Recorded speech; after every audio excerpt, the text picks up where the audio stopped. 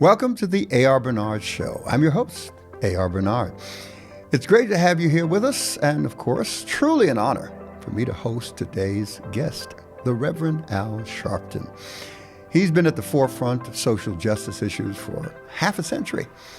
He's taken action for causes he believes in for decades. And at age 13, he became the youth ambassador of Jesse Jackson's Operation Breadbasket.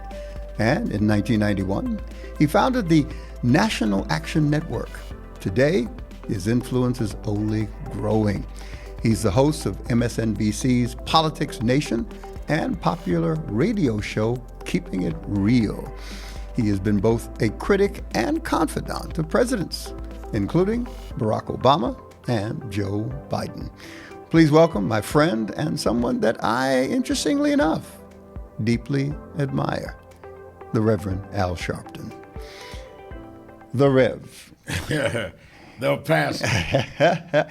Thank you for accepting our invitation to be here. Thank you for inviting me. And I must say at the outset that you are somebody I deeply admire, coming out of the Pentecostal church roots and knowing your journey and what you've done. And we may not agree on a particular political position at a time, but what you've done has been something that has reinforced me to where I come to you for counsel. People don't know that, but I think that you're one of the amazing ministers that I've seen in my lifetime. Well, thank you, Rev. I appreciate that, and I'll make sure the check is in the mail. But seriously, we've been friends. We've had a relationship for 3 decades. We understand each other's lane, and like you said, sometimes there are issues that we don't agree on, but we always find common ground and continue to be faithful to our own communities, because I think that's very, very important. No, I think it's important, and one of the things I most admire about you is you have a reach way beyond our community, but you remain grounded and faithful to our community. And that comes from who you are. It comes from your own self-confidence, your self-esteem. And I find that many of us that are in the clergy are willing to give up some parts of ourselves, if not all of ourselves, for entree into other circles and other areas. And you've not compromised who you are. You say we've known each other 30 years. You're the same A.R. Bernard in terms of who you are inside that you were 30 years ago. 30 years ago, you'd say, okay, I'll support you on this, Rev, but I disagree on this, but we don't have to be disagreeable. You're the same one 30 years later that tells the captains of industry and heads of government, I'm with you on this, but I don't agree with this. And they still embrace you. And that I've not seen in my lifetime. Well, I thank you for pointing that out. I have a problem with some of my colleagues who, and let's be specific, we're talking about white world and the black world. Right. The white evangelical world and the black church world. And I've navigated effectively, I think, over the past 40 years in both worlds without losing my own roots and my own identity. And too often, we feel we have to compromise one in order to embrace the other. And I take some of my colleagues to task who have entered into the space of especially white evangelicalism here in America and feel that they have to somehow divorce themselves from their own community and a relationship with leaders in that community like you. Because I take heat for having a friend called the Reverend Al Sharpton. And that's because they don't know your story. They really don't know you. They know what the media has painted in terms of its picture of you, but they don't know your journey. And we'll get to talk about some of that today. But that bothers me because in that particular world, there is a demand that we let go of our roots and our own community, specifically the community of color, in order to be accepted and participate in that world that is predominantly white evangelical. I have some wonderful friends and relationships that are there. Still, we do a lot together. We work together. We see eye to eye on several things, but they know exactly where I'm coming from. And I think the difference is that they don't understand that we have a limited number of leaders in the black community. Many have gone on. In fact, that opens the conversation because I want to quote, and I want to do it accurately, from Politico, an article that came out on April 12th on you.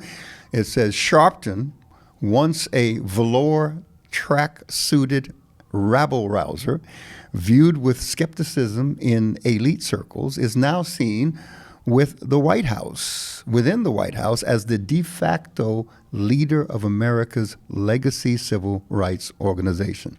Now, I think it's important because they captured your journey in one paragraph, but there's so much within that journey that people don't know about. You and I were talking before the program started about the fact that, you know, there are very, very few civil rights leaders now.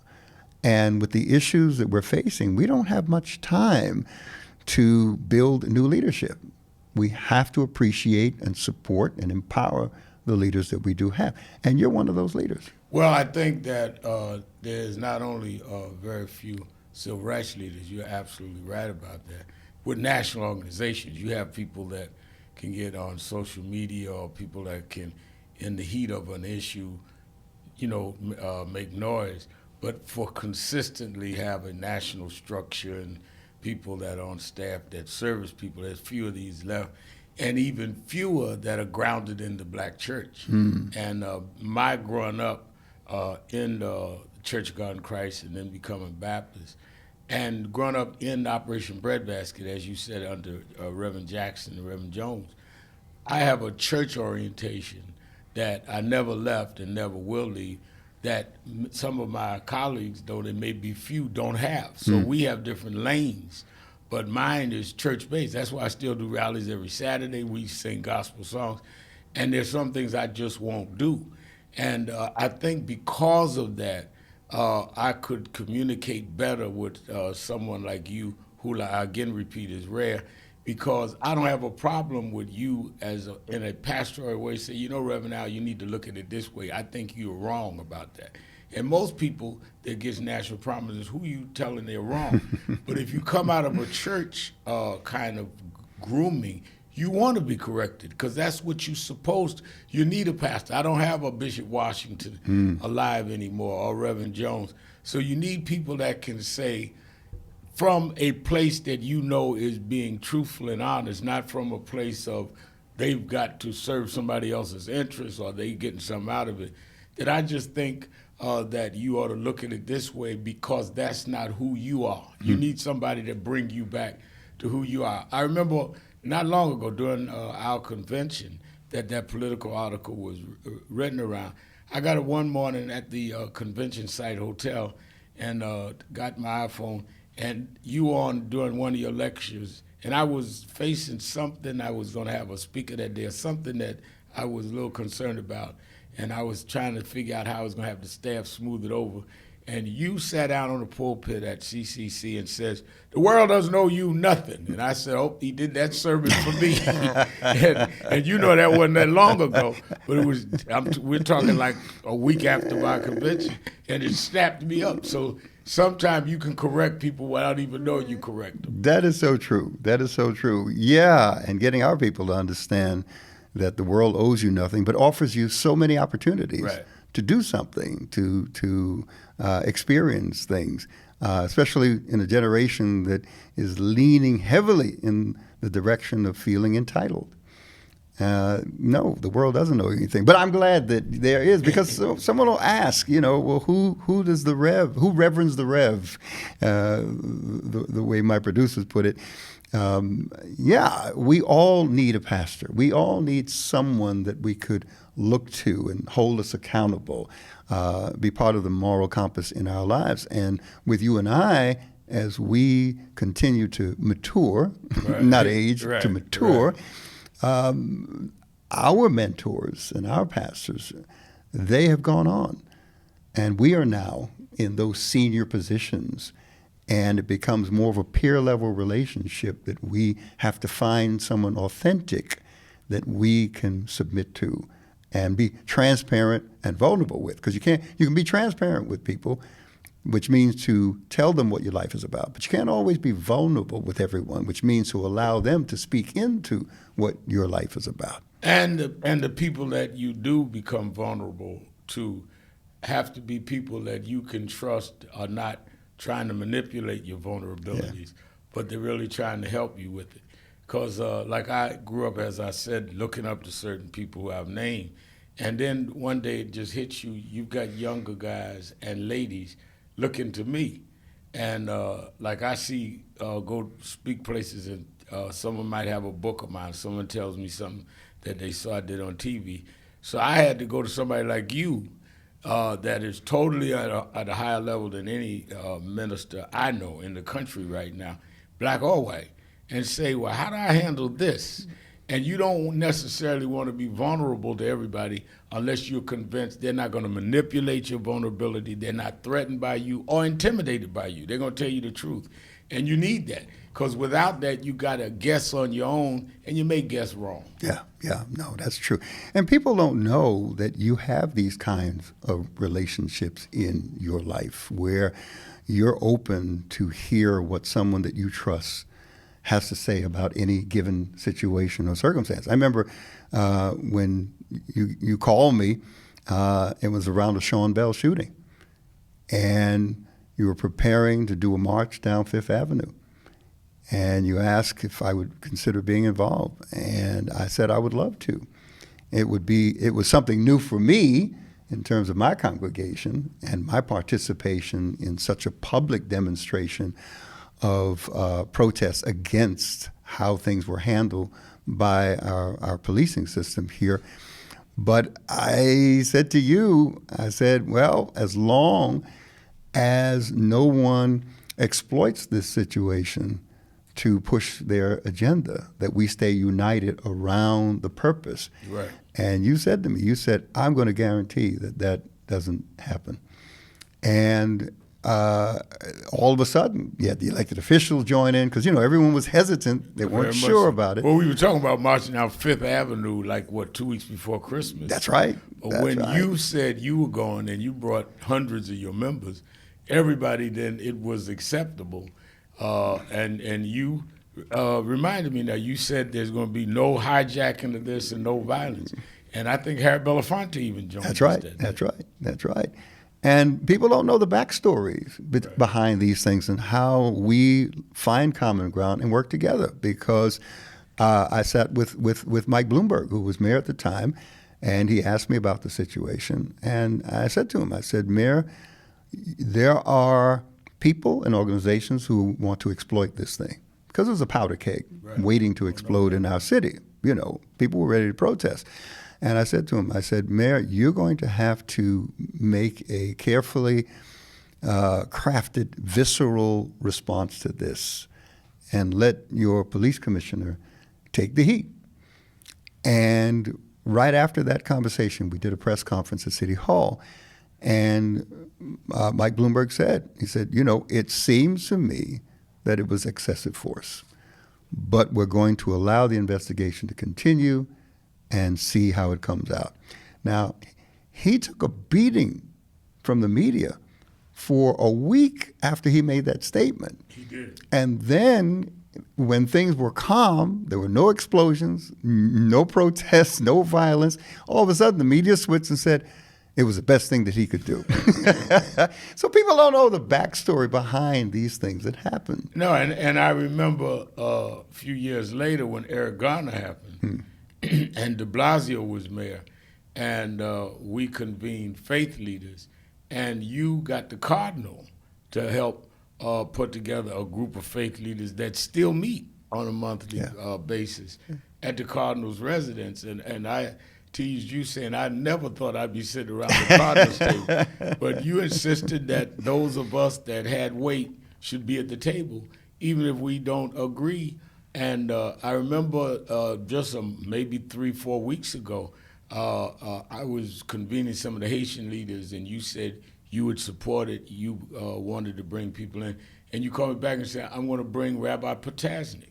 And I said, really? And he came and he made probably the most passionate speech at that rally at City Hall. So your reach, always weighed carefully to your beliefs, but your reach, I don't think people really understand. I like it like that. Okay. I like to move as I can in the background. Some of my colleagues, they like the glory. They like the spotlight. They want to be a celebrity. And that's a dangerous thing because I shepherd quite a few high-profile celebrities, and their lives are not, as you know for yourself, Right. their lives are not what they appear to be, especially on camera. Right. You know, it can be quite challenging to navigate that space. And too many of my colleagues, that's what they want to be. Right. I want to affect change, lasting change, and make an impact. So that's what drives me, you know. And it's about building bridges and building relationships. Let's take a look at that journey. The velour tracksuit guy. You've come a long way, and I'll say this. This is a public podcast that will be seen across the country and around the world, that I'm proud of your growth and development and your willingness to change. That's important because you'll never grow unless you're willing to change. No, I think that you've got to be willing to grow and willing to change. And if you really believe in God, you do not take for granted God opens doors for you, and you become so locked into the image your circle may have, your surrounding fan club, that you don't say that, no, I think I need to do this differently. I need to emerge.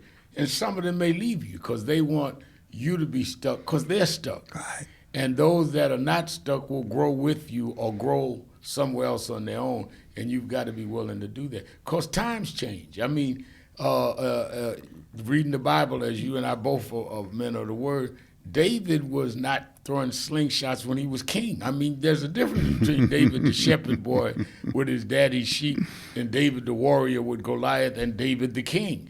And if you can't make that growth, you can never be king. And I think the problem is we have too many shepherd boys that want to be king but want to bring the slingshot and the smooth stones into the palace. The first time I preached that sermon you just gave me, I'm going to give you credit for it. After that, God spoke to me. You know how it goes in our circles. I know how it goes. But you're absolutely right. We live life on levels. We arrive in stages. We experience it in seasons. And as we move from one level to another, everyone around us is not growing with us. And it's not necessarily that we cut those relationships. Sometimes we have to. Right. That's the extreme. But often we have to reposition those individuals or try to retrain those individuals because they're not growing with us and they become out of place or not mature enough to handle what comes with each level and stage of life. You've navigated that well. I've watched you. You know, we call Reverend Sharpton version 1.0, 2.0, 3.0. Right. You know, that's how the world classifies us as we change.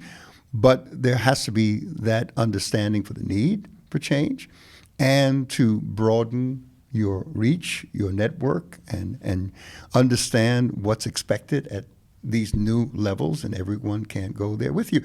But you have to be willing to make those hard decisions to let people go. I've seen elected officials not understand that and try to take people with them who could only occupy that space when they were a community organizer. But now they become an elected official, it's changed, and they can't have those same influences and relationships around them, but they're not willing to let them go. And you've got to accept that sometimes people and you may fall out for whatever reason, and that sometimes God uses that to dismiss people from where your rise or your growth is, because they can't grow with you. So what you say, how could they not understand what I'm doing? Maybe God is severing that. So, because he knows they're not ready to take the next step of the journey. Yeah. I think the thing that I always think about is what really got to me, which made me even seek having counseling with you, really. I started to say someone like you, but I have very few people I seek counsel from. and is I was on a trip maybe 12 years ago, landed in Newark Airport, and it was about midnight, and I'm rushing through with whoever was traveling with me to go to the car and get home so I can get up and do what I'm going to do the next morning. And I saw an elderly lady, she may have been in her 70s, 80s, walking through the airport. She had a young guy with her. And she said, Reverend Sharpton, and I'm rushing. I waved. She said, no, I want to talk to you a minute. I said, I stopped. And she said, will you shake my grandson's hand? I said, yeah. And the guy with me was saying, we got to move. I said, no, I shook his hand. She says, you know, my grandson will not know Martin Luther King, may not know Jesse Jackson, but he'll know you. So I was flattered. She says, looked me dead in my eyes. She says, I hope you won't let him down. Mm. And out of all the advice I had at that time, it really got to me. Mm. And I thought about that for years, which is one of the reasons I saw the relationship with you, is because of a temporary popular stand or because you're going to make a headline to get a certain amount of things, am I going to let that kid down? Because at the end of the day, that's what matters. Did you really make a difference, or did you just make yourself? I mean, how popular do you need to be? How many times do you need to see yourself on TV, or are you letting people down? Legacy, what we leave behind, the impact that we have, and how long does it continue to impact people? You and I, for the last about a year now, have been having these conversations. Right. What does the future of the civil rights movement look like in America? Who will lead that future? How can we impact that future today? What are your thoughts on that? I think that one of the things that we must learn in my generation and the generations to come is that we have to build institutions that can keep civil rights and social justice. When I look at other communities, and the thing I think that we never really want to admit, everybody had to struggle. They may not have had our struggle, but if you look at the Jewish community and the Latino community and other communities, they had to struggle, and they built institutions. And what I wanted to say is that to you in our meetings is that I don't want to have built National Action Network as our organization and it die with me, because a lot of our ministers with their churches and civil rights leaders with their organizations are fine with it's over when I'm over. And all of this for what? And I think that we've got to build institutions that means those that succeed you, one, they need to succeed you. They shouldn't be just players on a board that you manipulate. Let them do it. And they have to find what to do in their time, like I had to find what to do in my time. When I was growing up, Pastor Bernard, one of the things I learned early in civil rights as a teenager is that most of the guys mentoring me were from the Deep South and had certain cultural leanings that way. I was from Brooklyn, New York. So the we shall overcome kind of meek persona didn't work in Brooklyn. So the reason I was more edgy is I came from an edgy community. There was a difference. Dr. King came from a middle class background in Atlanta. Jesse was Greenville, South Carolina, segregation, then to Chicago. Brooklyn was hardcore, and most of the people that I went to school with were not in love with Dr. King's philosophy. They were more Malcolm. That's right. How do you balance that and still be true to who you are? And whoever and whatever group succeeds me or person succeeds me in National Action, I've got to be big enough to say, you find what works in your time, your generation. I want to leave an infrastructure here for you to do it. And I'm gone, hopefully not dead. I'm gone on to other projects. But you've got to have the freedom to do that. And I think that you and I started talking about succession and what you're working on with CCC. You've got to be willing to give it up. If God used you to build something, you should not destroy it. Yeah. It's got to be greater than you. It's got to be greater than your lifetime. So it can't die with you. And too often, we don't think that way. And my colleagues they want to die preaching in the pulpit. Right. And everything collapses after that. But what's the value of all the labor that you put into it?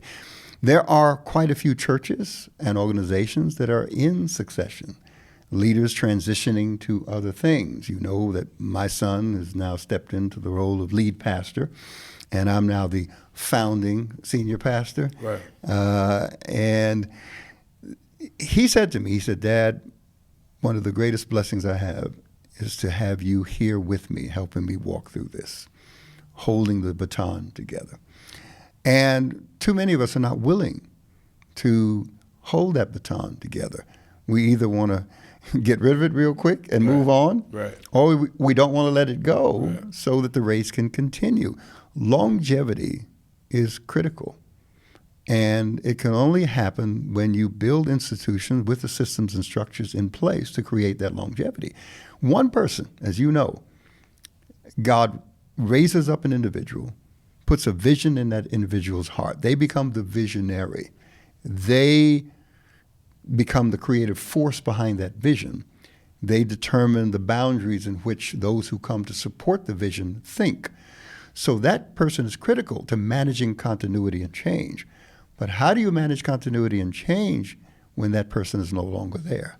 You can only do it with systems and structures in place. And that's part of the counsel that you've been so important to me, because I would never forget, I was in a conversation with John Lewis, the late great civil rights leader / congressman, and I was complaining about something, and he said to me, "Al, you don't understand." I said, "I don't understand what?" He said, "Julian Bond, me, Jesse Jackson, we're all around the same age," which was 13, 15 years older than me. He said, "Most of our mentors was killed before they was 40.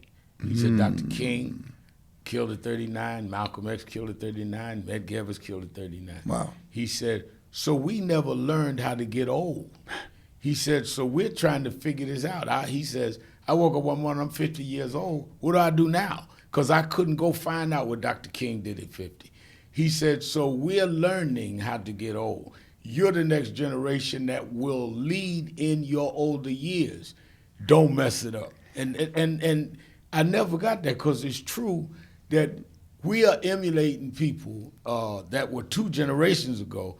Malcolm never knew what 40 was. We don't know what Dr. King would have been like at 45. So we are trying to learn something as we go. One of the things that I think they would have wanted to do was build institutions that would last and with enough room for people to be innovative and do what it is God would have them do. I hope you put that in some book, because what you just said is profound and something that needs to be heard by this generation. That is powerful. I grew up in Brooklyn, Bed-Stuy and Bushwick. So my circles, we chose Malcolm. Right. I did not appreciate Dr. King until later, much later in life, to understand what he was trying to accomplish and how he was trying to accomplish it. So for us, Malcolm was the icon. He was our model. And we felt that that was the only way that we could affect change. Because, I was part of the desegregation program. I was bused from my black neighborhood, black and Latino neighborhood, out to white schools in Queens. Yeah. So I grew up in both worlds, and I built friends and relationships there as well as at home. But I can compare the difference in quality of life, the socialization process. So it made me grow up a lot faster, besides the fact that we share that our fathers abandoned us. Right. And we had a single parent mother trying to do the best that she could to raise us. My mother was working 2 jobs, so I was basically raised by myself and the streets. But Malcolm was that icon for us in order to effect change. And it's funny, because so many of us are now working within the very system that we wanted to overthrow in order to effect change. Right. No, but when I was in school, I was bused from Brownsville to Flatbush, Tilton High School. And none of my classmates was Dr. King stuff, Operation Breadbasket. So a lot of the rough edge stuff I did was more styled like them. But my philosophy was like that. Because I remember I would say, we're going to go shut down the subways, but we can't have violence. They wasn't too cool on, they were more self-defense, not the nonviolence thing, but they liked the drama. And how you balance it is difficult. And sometimes I did go too far rhetorically, but never left where I was, because my mother was single parent, had welfare and did the domestic stuff downtown. But her strict thing was, you go to school, you come home, do your homework, and you go to Bethany Baptist, the Reverend Jones and Breadbasket. So I hung out with the older preachers. And the only time I was around kids my age was at school. And it was even hard to get a date because most of the young ladies were into nationalism. And I was in the Breadbasket, which had a nationalist edge, but it was Dr. King, which was not fashionable. You said something earlier in the conversation that is so important. I'm working on a pamphlet, really. It doesn't have to be a book. It's a pamphlet. It needs to get right to the point. How do we affect social change? And there are 7 elements to affecting social change. You and I have had conversations about that, and we're looking forward to incorporating that into some things that you have coming down the pike, which I'm very excited about, because you're going to be 70 years old. Can I say that? 70 years old this October. But you're going to be... I'm glad you can say that. But you're going to be, yeah, because many of us didn't think about living beyond 25, That's right. 23 years old. But you're going to be casting a new vision, which I'm very excited about. But the first element in those 7 elements is having a spiritual foundation. Because historically, only those movements that have had a spiritual foundation have been successful and have lasted from one generation to another. And it's wonderful to hear you emphasize that, because those who are coming after us, they are now being tempted to move away from that spiritual foundation, not understanding the history of the black church, let's say, in America. And it doesn't matter, black church, white church, Jewish synagogue, Catholics, Protestants. Spirituality was foundational to every successful movement in American society. How do you see that in terms of your own future and the future of your organization? Everything I do, I start with my own prayer and my spiritual connection. Is this right with God? And if you step out from that base, belief and feeling and knowing, first of all, I say only God could have taken me the journey I went. I mean, things I survived, they used to say in the church growing up, danger seen and unseen. Well, I lived that. I've been stabbed. I've been prosecuted. Only God could have brought me out of some stuff. And some of the mess I caused myself, and had to later in life saying, wow, how did I got to take responsibility for that. And God brought me through anyway.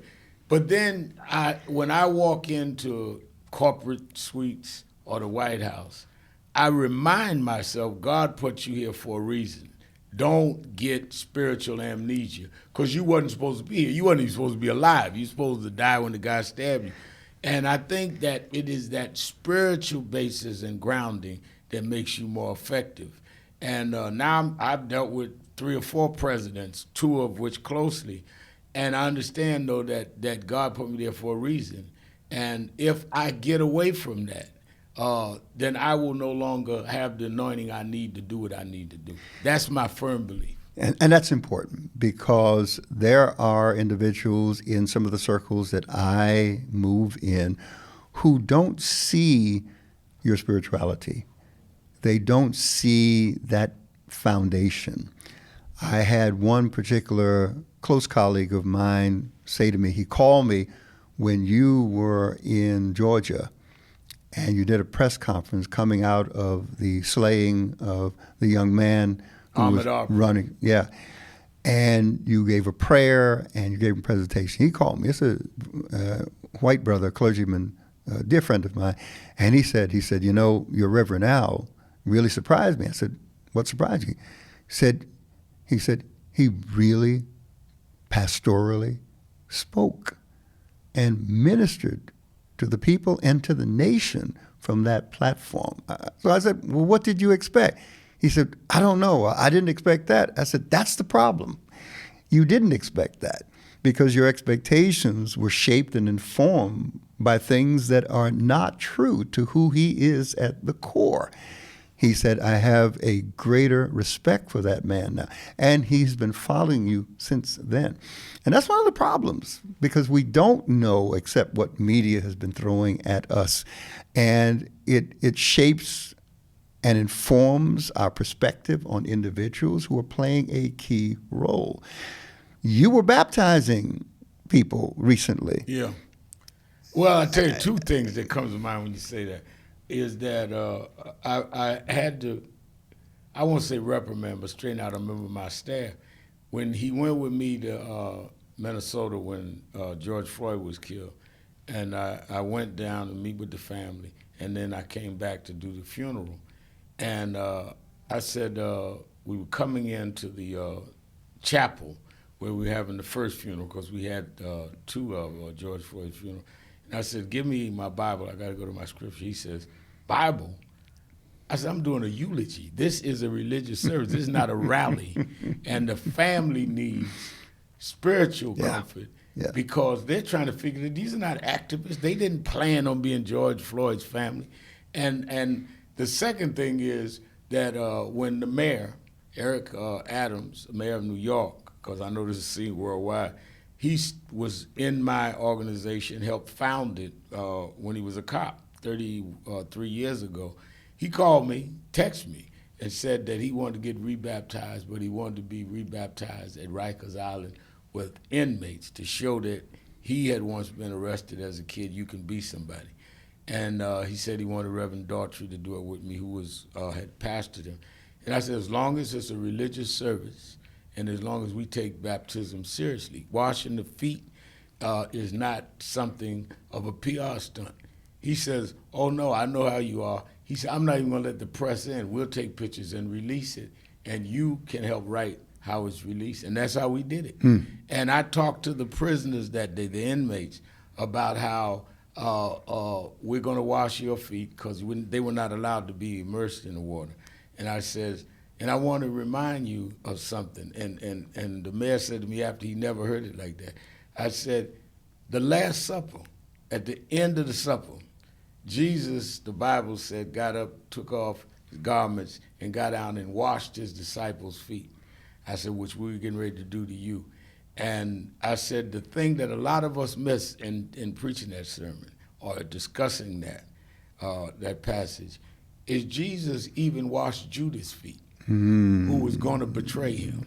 I said, and what I've struggled with is you are not Christian enough, saved enough, as we would say in the church, until you can wash your traitors' feet and know they're going to be traitors to you anyway. And that's where I'm trying to get. People I know that's going to backstab me, I'm still got to be humble enough if I'm going to be like Jesus. And Eric said, you know, I never thought about that. I said, it took me a long time to get there. But Jesus knew what Judas was going to do. He said, do it quickly. But he washed his feet anyway. And some of us try to use God as our weapon. You know, you're this, you're that, get away. Jesus, I know who you are, but I'm going to serve you anyhow. And I think that that's where we have to get. And the reason that I'm coming there, and you and I you've had a lot to do with it, is because the reason you can wash your traitors' feet is if you really know that, yes, they're going to betray you, yes, you're going to get crucified, but if you believe in the resurrection, your crucifixion is only the prelude to God showing that he's still in charge. Yeah. I love that Judas conversation, because knowing that he had problems with money and greed, and yet made him the treasurer, gave him the bag, it's like, okay, what's going on here? And I think it really expresses and models the fact that if we're going to reflect the nature of God in human society, we have to be willing to deal with people that we know have the wrong agenda and still carry that same dignity and respect for the human person and that image that we all carry, that we all bear. You and I were down in Ocala, Florida, and before we go here, I'm going to take a quick break. You and I were in Ocala, Florida together, and I bring this up because it speaks to what happens behind the scenes and how relationships can work for the right reasons. I got a call from a dear friend of mine who is Pastor Tim Gilligan in Ocala. I've preached for him, and we've traveled to Asia together, and I've been a mentor in his life, white pastor. And he called me with concern because there was a shooting of a mother, and there was tension because, as you know, she was shot by a white woman behind a door to her home, and this black woman had gone to the white woman's house to basically defend her child, who was allegedly accosted by this white woman. And there's been tension between the two of them for a good while. Right. But she was killed, and it was, of course, overlaid with race, and there were concerns about what was going to happen, another powder keg.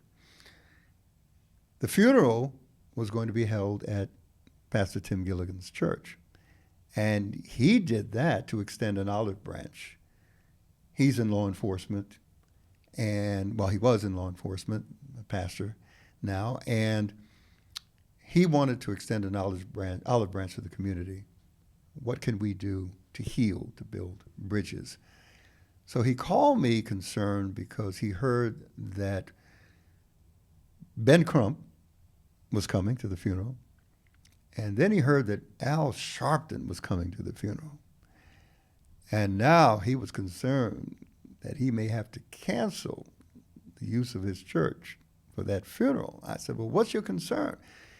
He said, well, you know, we can't afford to have a riot here and have, you know, an outbreak of violence. I said, well, what makes you think that that's what's going to happen? He said, well, you know, you introduce names like Ben Crump and Al Sharpton, you know, that's likely what's going to happen. And it speaks to, Right. you know, perceptions that people have and how removed they are from reality, what you and I know to be reality.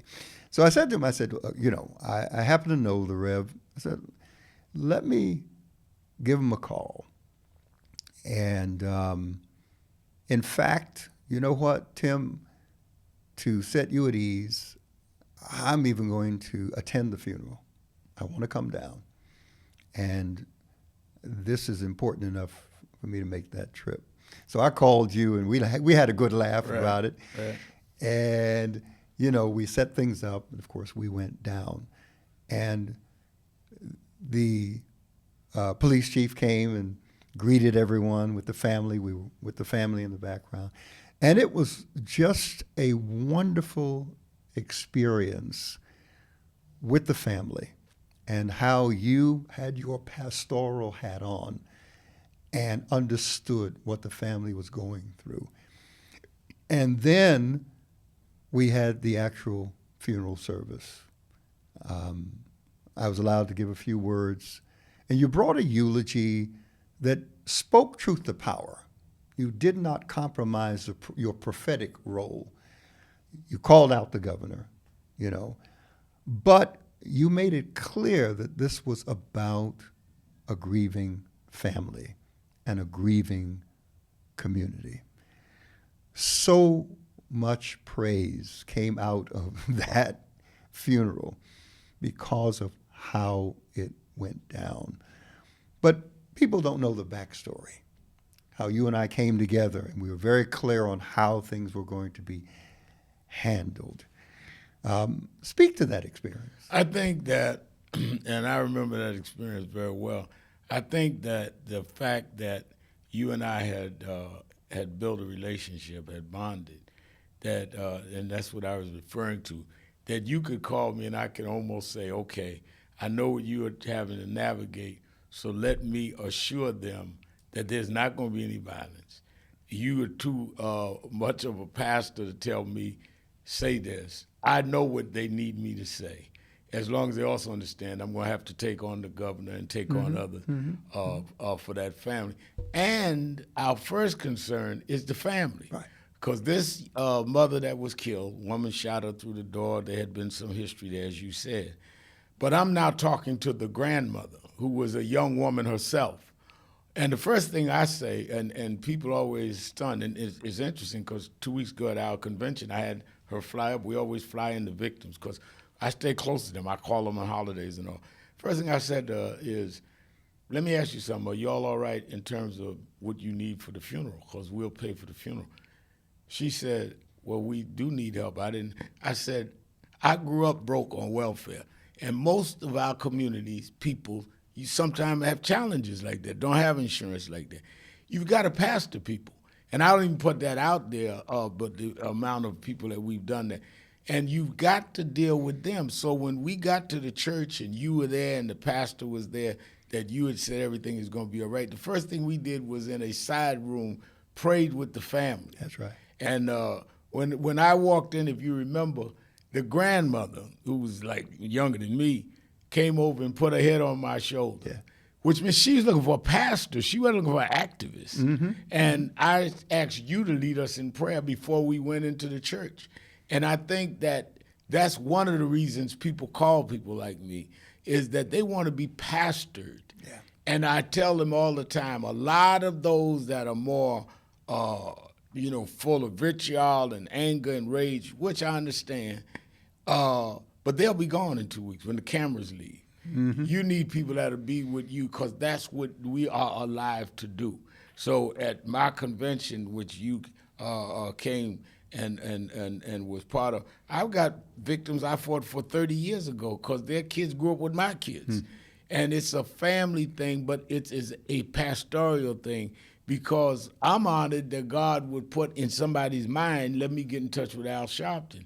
But I also have to understand, and you've helped me understand, that you've got white ministers in Ocala, Florida saying, well, I don't know if I want Al Sharpton in my pulpit. Mm-hmm. And God put you in a position where you can not only have this great pulpit, but you can say, no, it'll be all right. And they trust you to give that opportunity. It was interesting. I was telling a minister at our ministers' luncheon at the National Action Network, and we had you on the dais as a guest. You said, I said, no, I want you on the dais. He said, man, Pastor Al Bernard is here. I said, you want me to tell you something? One of the great experiences in my life, and I've never said this to you, is that when Nelson Mandela died, President Obama said to me that I'm going to the funeral. He says, do you want to go? I said, I can't go because of my show. And he came back and he gave me the program from Mandela's funeral that he autographed. So I've got the first black president of the United States autographed me the program book. I said, but the thing that equaled that was you called me and said, now's the time. I said, now's the time for what? He says, you're preaching at CCC Sunday because the Mandela funeral is the right time for you to address the congregation. And I never brought it up, And I said, now this is real. And you had me as the morning preacher the weekend the world was mourning Nelson Mandela at CCC. And we never talked about when I would come, what I would do. You've supported things. You've had my book at the church. But you said, no, you're going to be the morning preacher that morning. And you didn't ask me what I was going to preach about, what I was going to say. And that was a great honor to me, especially because it was the weekend of Nelson Mandela. Relationships of trust is what will build bridges, is what will respond to the deep divide that's in our nation, the polarization that we're experiencing as a society. This is an election year. And, everyone's choosing sides or doubling down on the side that they've already chosen. I think what happens when you have extremes to the degree that we have extremes in our nation, it creates this very broad middle where people are fed up with extremes and they want change. What do you think this election season is going to look like, given the political climate that we're in? I think that we're going to see a great divide. I think there'll be a lot of polarization. And I think it will settle the nation on the side it's going. I think that we should not overreact to the noise on either side, because I think that it will settle. It will define where we are. And sometimes we've got to have things happen to choose which course we're going to take. And I do not think it's going to be a settled kind of debate. It's going to be unsettling. It's going to be things we never saw before. Former president in court facing criminal charges. All of this is new, and we should not celebrate it because it brings down, where are the standards if you can be president of the United States and do that? But after this, where are we going to be when it's over? And I think that the women and men of God have to say, where are we going to try to take it? How do we heal the wounds, not only of those that agree with us, but of the wounded on the other side? I remember there was a police killing in a town in Arkansas, BB, Arkansas. And for whatever reasons, it was a white cop killed a white young man. And they called Ben Crump, this white family about 60 miles outside of Little Rock. And they asked Ben Crump, would I come do the funeral? And he said, I'll call him. They said, now this is deep Republican country, but we know to get attention, this is wrong, and we see him on TV. And Ben Crump called me. He says, this is going to be a hard one, Reverend Al. I said, what? He said, BB, Arkansas, young white man, is very red county, but the family want to know if you would come. I said, yeah. And we went. And when I got there, Pastor Bernard, there was not even a church. They did it in the school auditorium. And all of these guys, I think it might have been 500 people there, maybe 10 blacks. And the guys came in with blue jeans and these overalls and all. I mean, these was real right-wingers. And I know that they, family wanted me there. The grandma thanked me for coming, but I know they were like hostile. And when I got up, I said, let me tell you something. I said, I can look at this crowd and say, this is a Donald Trump crowd, and y'all know I don't get along with Donald Trump. I says, but we're here for this young man who shouldn't have been done like that. And if we're going to have an America where it doesn't matter who you support, but it matters what's right or wrong, let's start today. And they stood up and clapped. And all the way out, they would say to me, they would stop me on the way to the car, we're glad you came. We're glad I'm going to vote for Trump, but we're glad you came. And I think that's where we've got to try to bring the country back when all the noise is over. That is a wonderful story. And what we would call biblically signs of the times. It's when God creates these moments that signal a shift. And this is the first time I'm hearing this from you, so I'm still processing this in the middle of our conversation here. But that's definitely a prophetic symbol. I think it signifies what's needed, and that there are times ahead that we're going to find common ground as a nation that's going to bring us together and begin to heal us, because we do need healing. We need healing, and as we began this conversation, we need people that'll play their lanes in the healing. One of the proud moments was when the Pope came and you sat on the platform and was in the program. We've got to be able to say, if it's Pastor Bernard up there or whoever, I'm up there because you represent us, and that's your lane. God has given you a domain that no one has of our community in my lifetime, and I've seen them all. I grew up a boy preacher, and you're there for a reason. And to get in the way of celebrating where you are is for me to get in the way of what God has chosen to do. And I think that we've got to mature, particularly those in the black church, to where we can celebrate what God does with others as much as we want to elevate ourselves. Yeah. This has been a wonderful conversation, and I want people to see this and see you in a different light, hear some of these stories, because it's going to take leaders like you, like myself, others like us who are cut from the same cloth and understand that it's going to take us all working together and not fighting each other in order to really take our nation into a better future. I love this nation. You know, I'm from Panama. I became an American citizen, and I'm proud of my citizenship here. There's other places I could be, but I want to be here because I believe in the American dream, the American ideal, and part of that dream and that ideal is allowing us to fight for our place in it. And we've seen that. Reverend Al Sharpton, it's been a pleasure. Pleasure's mine. Talking to you. Honor's mine. Thank you so much. And thank you for tuning in to another episode of the A.R. Bernard Show. I'm your host, A.R. Bernard.